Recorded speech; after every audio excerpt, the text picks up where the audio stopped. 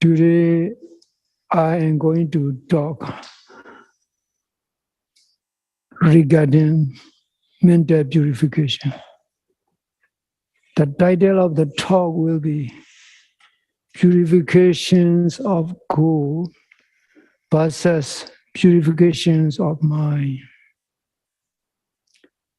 This title is very much appropriate because the talk I'm going to share today is about a sutta, which is named Pansu Dovagas Sutta. Pansu means dirt and impurity. Dovaga means cleaner, the one who cleans dirt and impure material from the goal and which are stuck in the goal. Lord Buddha is very wonderful teacher, full of profound wisdom. When he gave Dhamma talk and give necessary instruction, sometimes he used similar analogies and metaphors to make the point, to make his teaching more understandable for most people. His teachings may be deep, but the way he explained by using various kind of analogy and metaphor and simile are very skillful. One will find Buddha as not only an eloquent speaker, but also a professional teacher. His teachings are not based on intellectual speculation or any idealist thinking which are not relevant to make life livable. In this discourse, Buddha compared the meditator with the purifier of the goal. And meditation, he compared with the purification process of goal. On the previous days, I mentioned what Buddhist texts are referred regarding meditator. We commonly use the term yogi, but in Buddhist text, it's used as a manobhavaniya. Manobhavaniya means those who are trying to develop the mind developer. It's a very wonderful and appropriate word. Because meditation is for development of the mind, to make the mind stable, strong, resilient, and peaceful. And also the mind becomes enlightened in many ways. A meditator's mind knows that even the body itself, the mind we used to hold on to as our soul and spirit, are in a constant state of transition and a constant state of flux without any stop. The mind and body function non-stop. Normally, a common person will not understand this fact. Inside the body, in this physical body, all the molecular cells, even in the smallest units, are constantly undergoing degeneration, regeneration process. Constant degeneration, regeneration. There is a moment in between which cannot be measured in mathematical calculation or scientific calculation. This kind of the three phases are called the three minor phases. And a bit of my time is called three smallest moments, smallest units of time, which are measured regarding the arising and passing process. In Pali, it is called Upada and Titi and Benga. Upada means arising. Titi means interval, in between. Benga means passing. So Upada, Titi, Benga, the rising, and the interval moments and the passing are so fast that there's no measurement. There's no measurement method to exactly measure how long it is. Like the second. The seconds, the minutes are made of the second. 1 minute comprises 60 seconds. Each 1 second is the smallest units of time. The arising and passing of the bodily phenomena, mental phenomena, much faster than that time measurement of the second. And one discovered, Buddha mentioned that he is just only discoverer of the truth. He is not the inventor. He just only discovered the truth, which set people free, which set living people free from endless cycle of the suffering. To quote what Buddha has said, Obadawa bhikkhve dhrakdana nubadawa Tidawa sadadu dhamma tidada dhamma niyamada.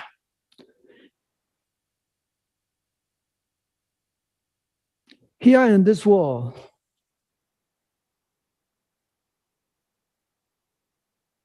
whether Buddhas, the enlightened holy saints appear or not, there exists this natural law of the phenomena, mental phenomena, physical phenomena, of the living beings and non-living things. Buddhas just only knows and they discover it and they share their knowledge, Buddha's discovery with the living beings so that they can embark on spiritual path to attain lasting peace and joy amid daily sufferings. This is what Buddha has said. Throughout his lifetime, all that he taught,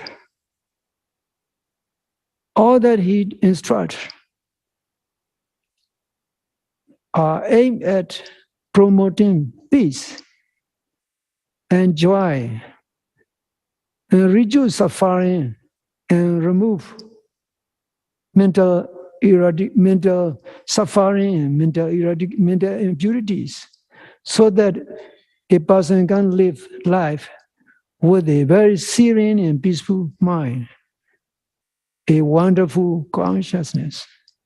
But purifying the mind and consciousness is a very labor-intensive process. Like purification of gold is a very labor-intensive and muddy procedure. Even though gold is precious metal, it comes from the earth. When people discover gold, they have to cleanse it. They have to make the gold free from impurities. This purification process is very much similar to mind development of a meditator. That's why Buddha used this symbol in this discourse. It's very relevant with your practice. Now, let me share what Buddha has said in the discourse. Santi Bhikkhve Jada Rupasa Olarika Upakilesa Pansu Waluka Sakrakatala. Disciple, there are gross impurities of the goal, such as soil, dirt, sand, gravel.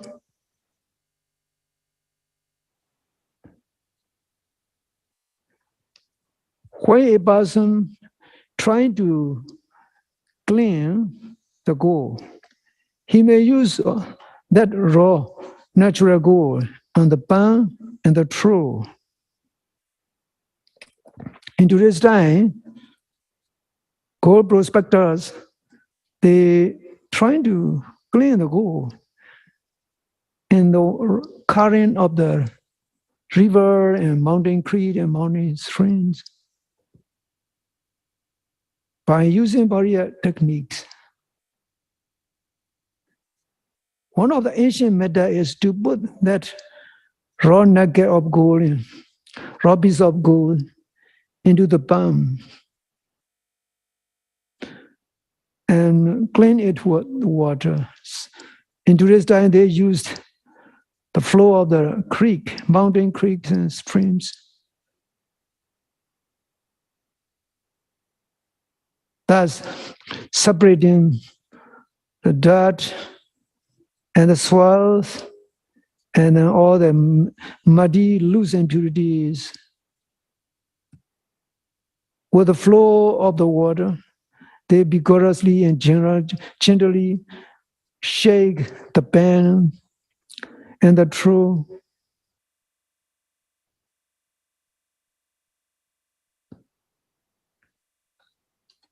After making such gentle effort of shaking and cleaning process, those gross impurities are carried away in the flow of the creek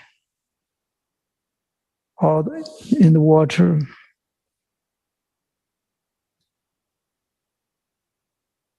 Then Buddha said, that may be that may byandigde, sandi jada rupasa mijima sahagada, upagilesa.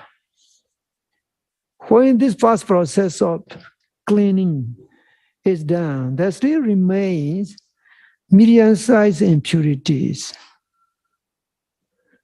sukuma sakra, such as small gravels and tula waluga, some bigger grain of the sands. Again, gold purifier trying to purify them either by use of water. In today's time, they use some chemicals. But in this discourse, what I mentioned, the ancient method of purifying gold. So the gold purifier, purifying the gold by shaking the pan and putting the water into it, again and again shaking it until all those medium-sized impurities are completely picked out and thrown away. Tasmai bahine, tasmai byantikati, sandi jada rubasa sukhuma sagata upakilesa. Even after this cleaning process of cleaning medium-sized impurities, there remains very fine impurities, such as Sukuma Walika, fine grain of the sand, Kala Janika, black colored dross, which are stuck to the gold nugget, gold piece. Taminam Pansu Dogo wa Pansu Dogandi Wadi wa Sando Wadi Nado Wadi. Gold cleaning person and his assistant gently shake the pan and the trough by use of the water and trying to remove those finest impurities of the gold. Dasmin Pine, Dasmin Biandigde, Atabran, Suwana, Sikda, Wa Sandi. Even after this cleaning process, there still remains impurities which are completely stuck to the gold. Some gray colored, dark colored impurities. In ancient time, they used the heat. They have to heat that impure gold by putting in a container known as the crucible, or in the Myanmar language called loam, made of the clay, and they have to use the heat of the fire. And this is the final step. And they make it sure that the gold is pure and free of any impure matter, which are stuff only stuck to the gold. As long as that gold is not pure, it is not ready for any kind of jewelry making. It's not pliant and not soft, and it doesn't have the necessary shine of the gold, and it is brittle. It's not ready for any kind of the jewelry making. Hoti go big ways. Tamyo yan suuna garo wa suuna garandi wa diwa tanja daruban damadi.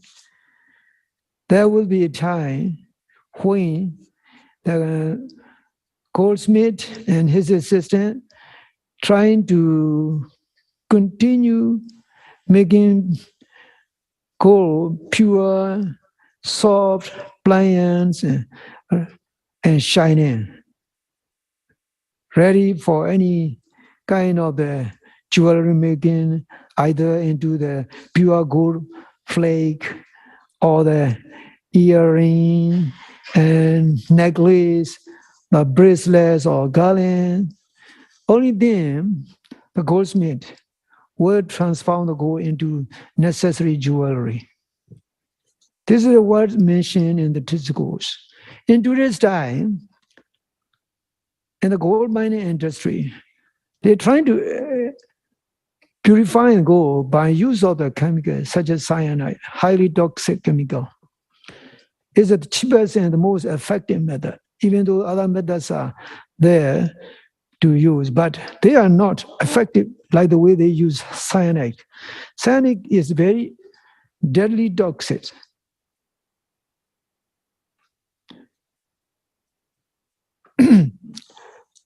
When the most precious metal is purifying, that involves multi-process cleaning. And to this time, they use the highly toxic chemical, which can extract pure gold from all impurity. That toxic chemical eats away all the impurities. I'm adding this modern day technique to highlight how purifications of goal and purifications of mind is very similar in many ways. Purification of goal needs a lot of the labor, patience, intensive effort. In today's day, it even used highly toxic, deadly chemical to purify it, because the impurity that are stubbornly stuck to the goal are very difficult to cleanse by ordinary means. It needs excessive pause of corrosion so that impurities quickly remove. In the same way, human consciousness is full of the very stubborn impurities. What kind of those stubborn impurities? These are called the mental defilements. In Pali, it's called kilesa. Kilesa means stainer, that which stains, that which make impure the mind. The term kilesa is a very wonderful word. It can be interpreted in simple English: contaminants of the mind, pollutants of the mind. They are negative mental states. They used to recur every day, depending on outside stimulation and one's basic mental states. They are very stubborn, and to top all these pollutants, all these mental pollutants, one mental state come into play in this mental pollution process. It is called the ahankara, maminkara, mana, nusya. A very long compound noun. This Pali word is a very compound noun Pali noun. Aham means I. Kara means behaving at of I. Mamankara means mama means my. Kara means at of or behavior. The I and me behavior. Mana anusya.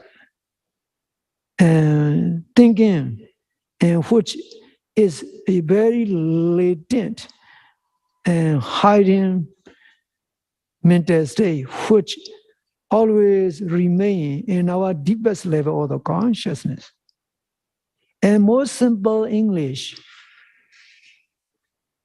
it can be called I and me concept, I and me attitudes of the mind, which is deeply rooted and deeply grounded and deeply fixed into the deepest level of our psyche, our consciousness. This is also very strong impurity of the mind, which always manipulates our thoughts and our action. So the impurities of the mind are much stronger than those of the go. But in this case, we have to accept that go is just only physical and material stuff, which can be shaped into every form one desire by use of whatever means,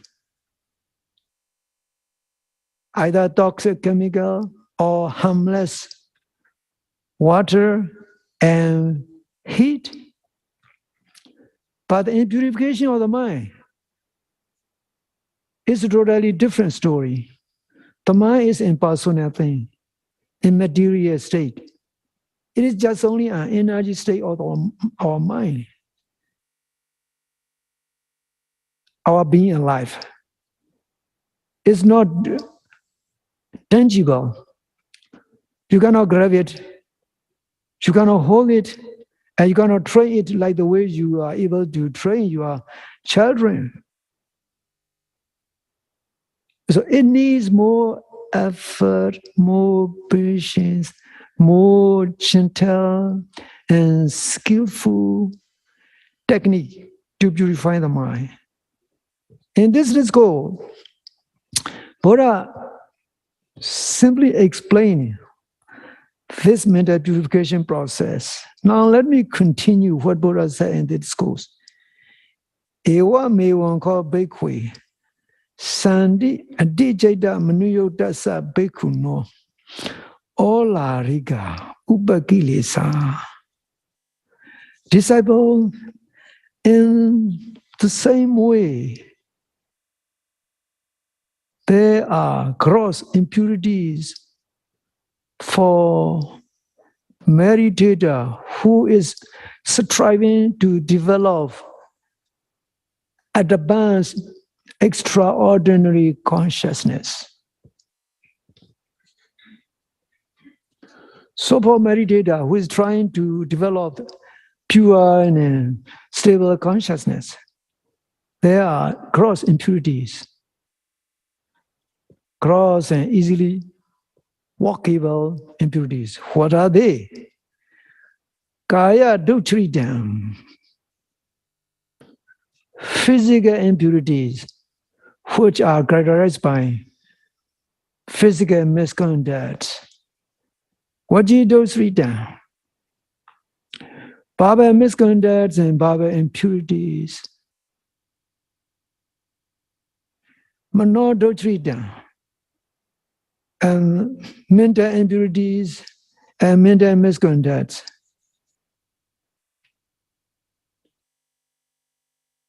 Now let me explain what are bodily impurities. Basically, Buddha mentioned in this discourse three bodily misconducts: killing, stealing, and sexual misconduct. But we have to understand bodily misconduct from broader perspective. Doing unwholesome and harmful things to oneself and to other people, motivated by anger, greed, craving, delusion, and all the various kinds of negative mental states. Vajidodrita, you already understand, most of you understand four kind of barbaric conducts. Musawara, telling lies, Pisunavaja, backbiting and slandering, Prasavaja, harsh speech, Sampablaba, useless, frivolous talk. But in meditation, we have to see barbaric misconduct from broader perspective.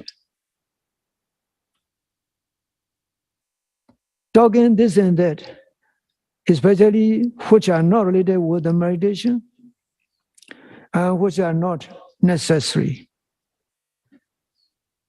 which cause distraction and disturbance for fellow meditators.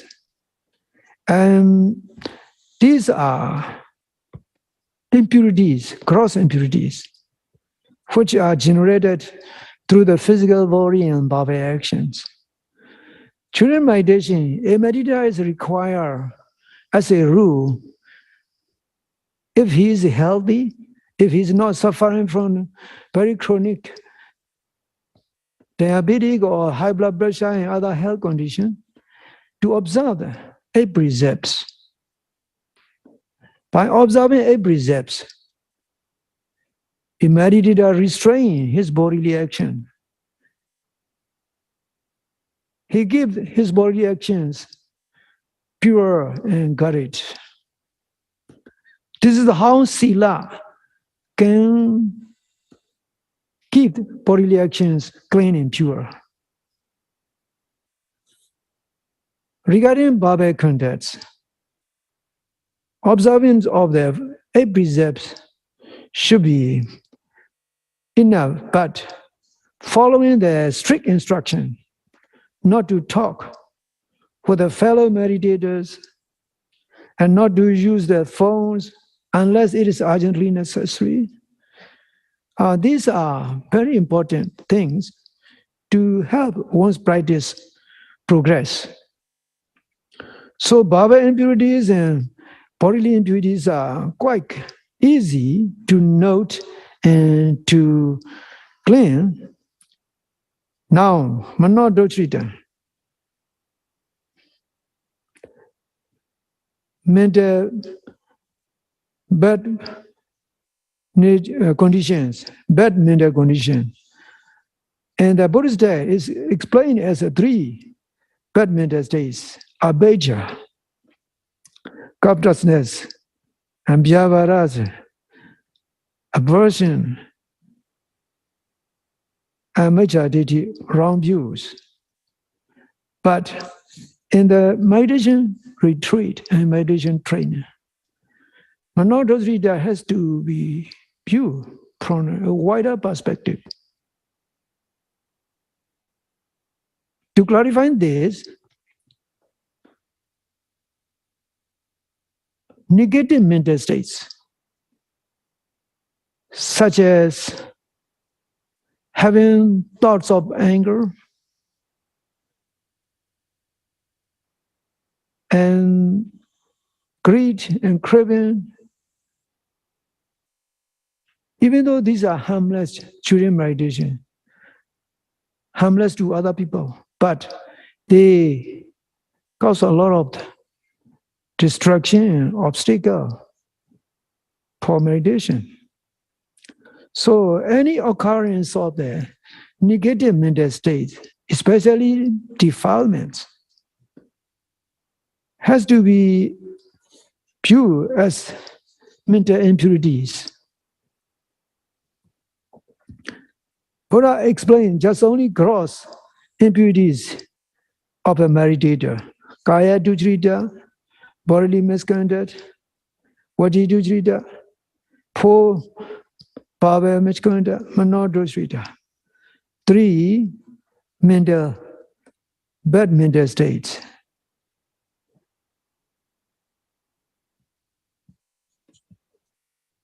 These gross impurities are easily noticeable and the first 2 are easily managed through precepts, through following the instruction. Regarding Manodosrita, we have to use mindfulness. Mindfulness, you have to observe the moment desire and greed arise, just note it and let it disappear, let it go. This way, the mental impurities slowly will be removed. It needs a lot of patience and commitment. But I'll continue to explain. Tamenang sa cheta so bhikkhu dava jatiko pajahati vinodidi byanti kroti na bhavam kamedi. The skillful meditator discards all those impurities and take out those negative mental occurrences and actions from one's life. Byanti kroti, trying to stay away and trying to distance his mind from those kind of gross impurities. And not bhavan kameti. Meditator make effort so that they don't recur again. Tasmain bahine byan tatmain byantikdi sandi adijita manudasa bhikkhuno mijima sagata upagirisa. Even after gross impurities are removed, there remains medium level impurities. What are medium level impurities? They are thoughts.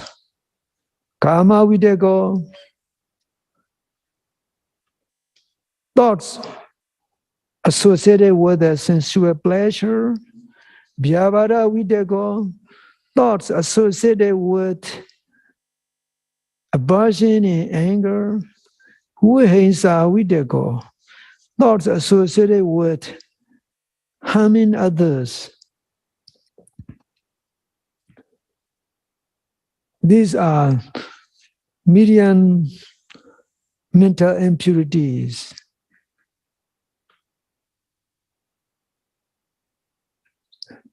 In Buddhist texts, negative mental thoughts are summarized in these kind of three thoughts: kama vidego, and thoughts associated with the pleasure and those pleasant things, wanting to eat this and that, wanting to have this and that, etc.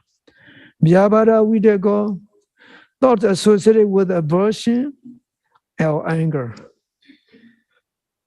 Aversion and anger usually used to arise for meditators during the process when they reflect on something unpleasant happened to them, or some unpleasant incident come flashing back to their mind. In case such kind of thoughts arise, a meditator should skillfully note and let go. Let it go. In case the pains arise, a meditator's mind become unhappy. He dislikes the pain. In this case, this is also Vyavara Vidya, thought associated with the aversion. A meditator trying to note it and let it go. Where is our Vidya? Thoughts which you want to cause harm. Thought associated with the violence. Some events going on somewhere in the world or somewhere in one's life. Thoughts of revenge, thoughts of wishing to take sides with those quarreling parties and fighting parties. These are vihinsa vidaka. Sometimes this also used to happen, used to occur in the mind of meditator. These are medium-sized impurities, mental impurities. To clean and purify those medium-sized impurities, meditator needs to be alert and diligent in noting all those thoughts. Whenever any thoughts arise, in the beginning he may not know it. He already getting into that thoughts, maybe involved in some sort of the taking sides and disliking this and that and wanting this and that, etc. Later on, let's say after a few minutes, he will note it and he just let go. Like the way he see mosquito. When he see mosquito, he has no attachment to mosquito. He just simply just remove it by blowing it or by using some sort of fan, etc. In the same way, these are just only distraction and negative mental state. They are obstacle in the spiritual development. One need to be prepared to handle this kind of the medium-sized mental impurities. Very skillful mindfulness is very important in handling these medium-sized mental impurities. What I continue to explain, the meaning sa cheta so bhikkhu dava jatiko pa jati vinoditi bhyandi grodi nabon committee. A skillful meditator see it the moment it arises and discard it and let it go and remove it from the mental flow and give the pure mindfulness at a distance. He keep that thoughts at the bay, and then he trying to make effort so that it cannot recur. How? By maintaining continual mindfulness. Maintaining continuous and sustained mindfulness itself is the process that will prevent that kind of impure mental thoughts from arising. Tasmai bahine byandigde Sandi adijida maniudasa bhikkuno sukhuma sagada upagilisa. After those kind of medium-sized impurities are gone, there remains 5 mental impurities.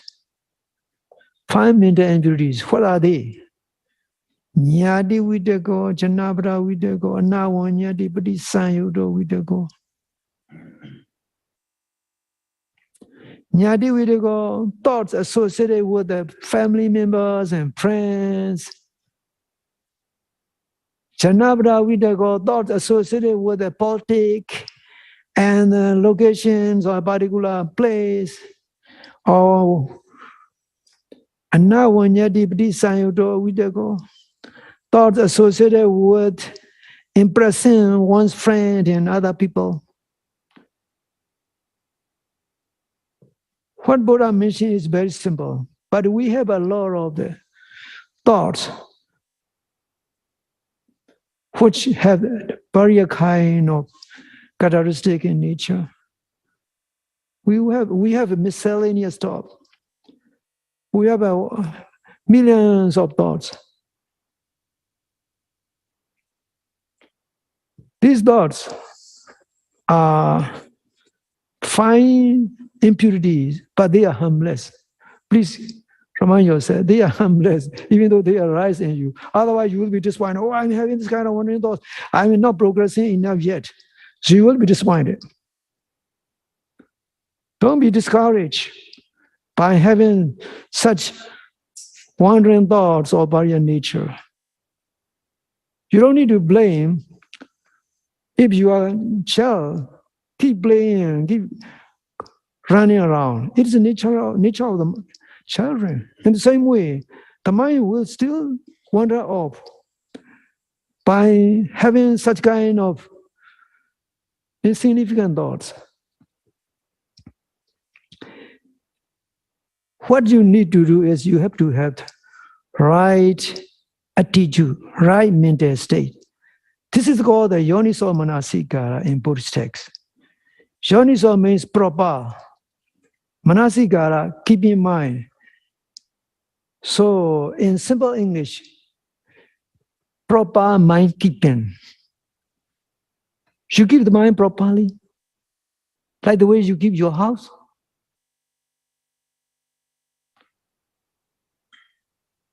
How to keep your mind the right way? You build those wandering thoughts, useless and garbage. They are useless. Even though you have the thoughts regarding your friends and family members and homes, and you are here to meditate. You already come here with a commitment to practice meditation, not to miss the families, not to worry about home. You already decided to be here. You come here on your own decision, on your own choice. No one forced you to be here. And remind yourself, no one forced me here to come to practice meditation. I just make this wonderful decision and this beneficial choice so that I can train my mind to be strong and to remain calm, even in the face of suffering. If you can remind yourself and encourage yourself this way, positive mental energy will develop. And also, you need to have the right attitude to the wandering thoughts. Wandering thoughts are like the blowing winds. They just come and go. There's no way you can keep the air to remain still. What you need is that you have to condition your mind. Meditation is actually mind conditioning. In this case, you use your mindfulness. Modern science has trying to make the air so that the air becomes fresh and cool by implementing air conditioning. by emitting air purifier. In the same way, mindfulness meditation is just mind conditioning process. It's not forcing the mind to be like this and that. You cannot do that. Because the mind is in material energy state. Buddha instruct us this wonderful technique of mind conditioning. Please remind yourself, mindfulness meditation is mind conditioning process. I will train my mind to condition in a positive way so that positive mental conditions develop more and more. And it becomes sustained. That's the right attitude you should have. We have a lot of thoughts, busy thoughts, unnecessary thoughts. Sometimes you may even go back to some particular region of the world where the conflicts are raging on.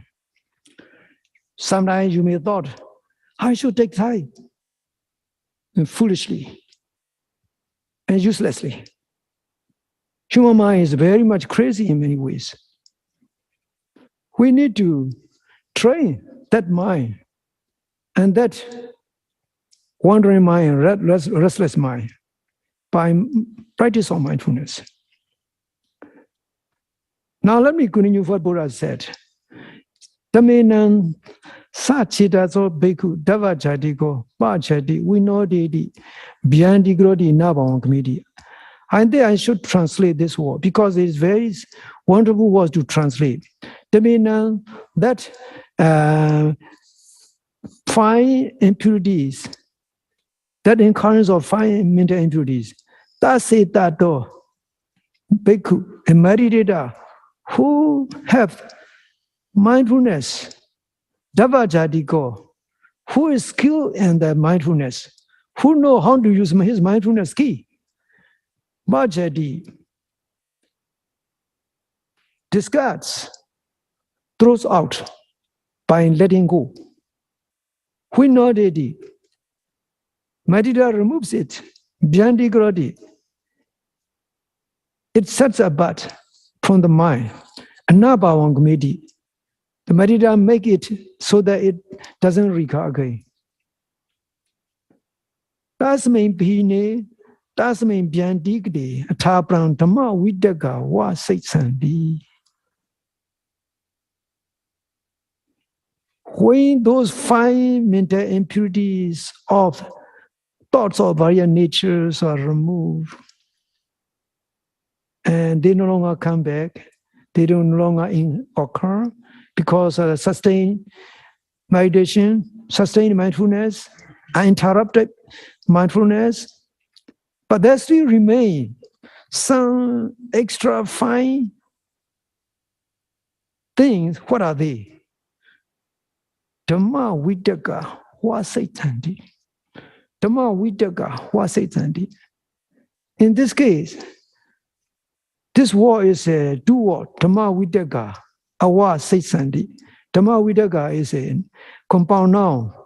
Thoughts associated with one's practice. Awa saitsandi remain. There still remains thoughts associated with meditation. What are they?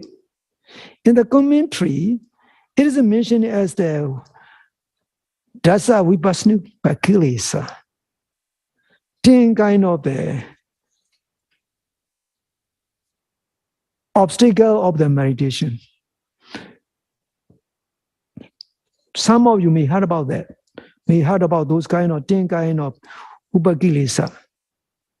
They are very wonderful state of the progressive meditation. They are not ordinary obstacle. Even though I want to explain them, but it will take more time to explain those 10 kind of the obstacle. The dumb obstacle used here to reflect the word. Actually, they are not obstacle. They are signs of advanced meditation. When a meditator make sufficient amount of progress in one's practice, one starts seeing light, bright spark of light coming out of the body, and the eye and bright spark of the consciousness clear to see for a meditator. For example, the moment pains arise, if meditator's mindfulness is very strong and progressive, the moment he directs his mindfulness attention to the pain, he doesn't see as an ordinary, invisible mindfulness. He starts seeing bright light, a speck of the bright light going there like a laser ray, and focus on the pain. And the pain disappears right away. The mind is seen as a brilliant light. It's very wonderful experience. Some meditators, they experience this. Their body and mind also very calm and peaceful. Obaso, piti, pasadi, adimau koja, beko, etc. Kind of those kind of obstacle. Let's say the way station appear during progressive state of mental training. And some meditators, they stop there because they enjoy it. Like the way they climb the high mountain. Once they reach a certain high point, they stop and they enjoy the scenery, beautiful scenery, the peaks of the majestic mountains and those beautiful valleys, and those wonderful trees and mountain streams flowing down below. One feels amazed at the beautiful scenery. Oh, how wonderful this world, this planet is. We are very lucky to be alive in this world, etc. One start enjoying beautiful scenery. In the same way, when a meditator made progress, the body no longer become gross, no longer one feel any physical discomfort. Every sitting and every walking become very subtle and peaceful. There is mental calm, there's bodily calm. Those mental calm and bodily calms cause elation and rapture in the meditator's mind. He remains there, being stuck by enjoying all those wonderful state of progressive meditation. That's why it is called the obstacle. Actually, they are not obstacle. They are way station. They are very wonderful viewpoints where a meditator enjoying his very hard climb up to the heat, the peak of the mountain. Even though he's not reaching the peak, the highest peak yet, the state he is achieving is very wonderful. So he enjoy it. Most people, they remain there because they enjoy it. That's why it is mentioned as the obstacle. So Buddha continued to explain. Buddha's explaining words are very important to learn, to know.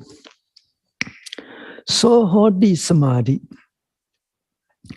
na jiva sando, na ja panido, na patipasada lado, na egodi bhava tikito.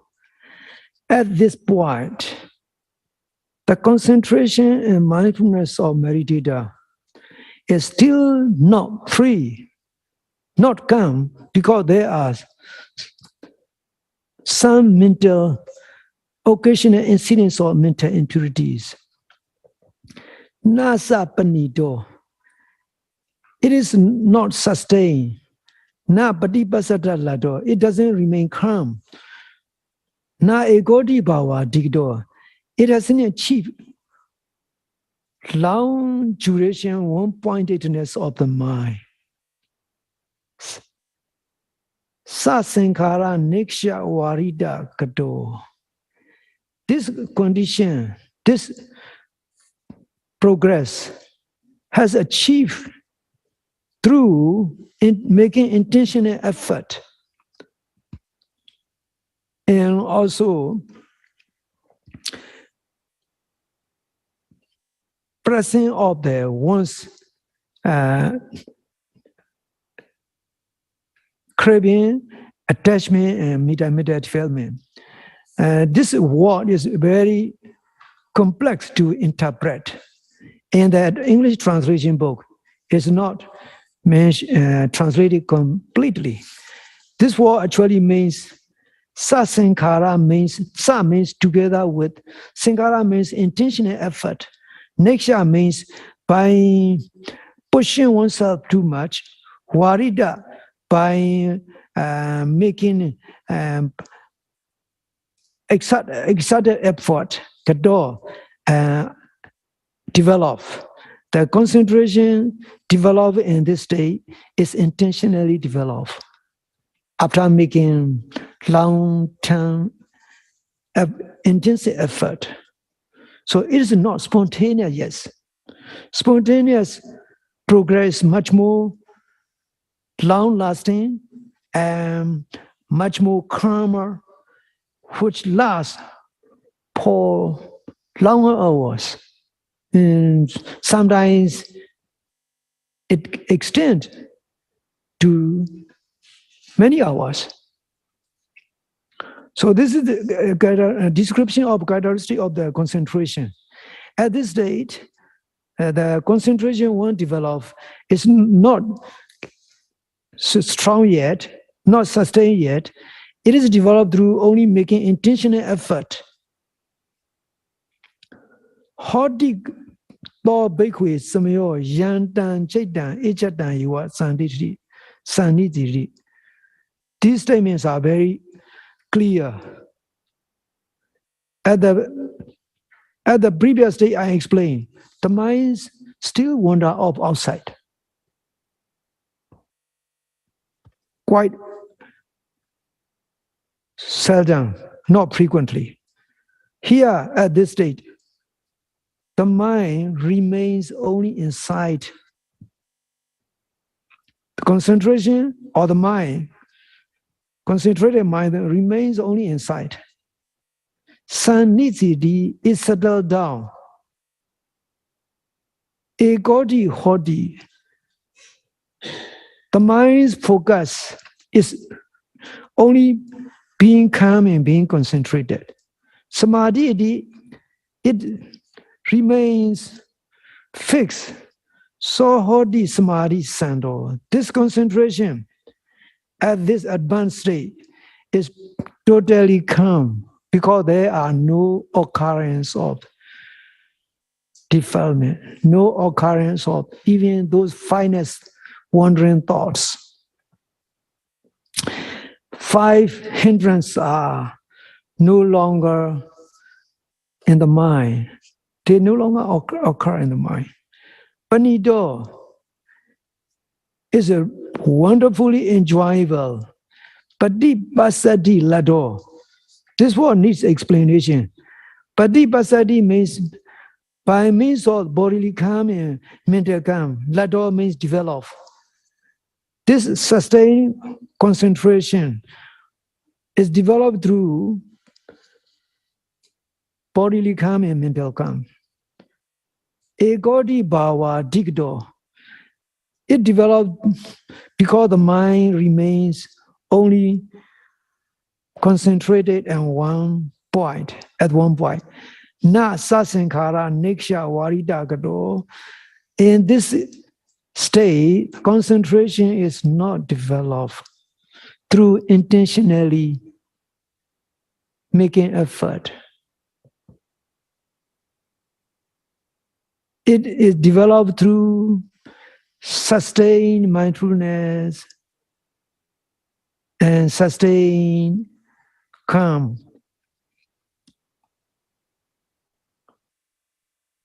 So this word is very important for all of us in the training of meditation. In the beginning period, we have to exert effort for the first 2 to 3 weeks. If we can keep uninterrupted mindfulness, even in daily activities, by doing slowly and by being mindful, it will surely progress.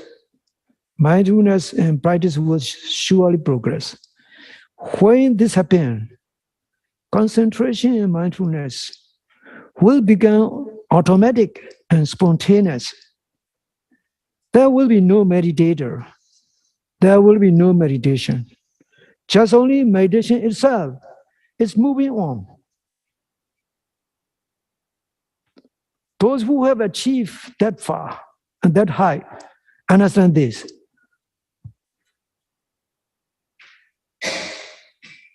One doesn't need to make intentional effort.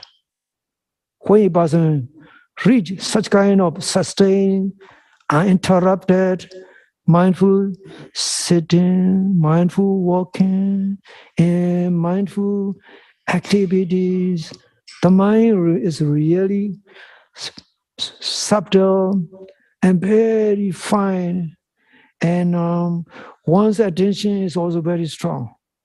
And some meditators, they can remain fresh and energetic even though it is a bad time.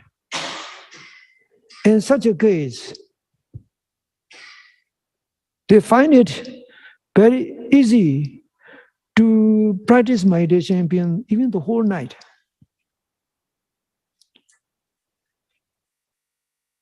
They don't feel any fatigue. But you should not force yourself to be like that. It's an automatic process. Real progress doesn't need to pause. These are spontaneous and automatic state of progress. When a person reaches such kind of state, this is what meditation peak and what advanced state means. And only when a person reaches that state, he will be wonderful mental developer. May all of you be able to follow Buddha's instruction in this discourse, as explained in this discourse. May you be able to purify your consciousness patiently and devotedly by being able to maintain continuous and uninterrupted mindfulness. May your mind become pure and strong so that you can set yourself free from endless cycle of suffering.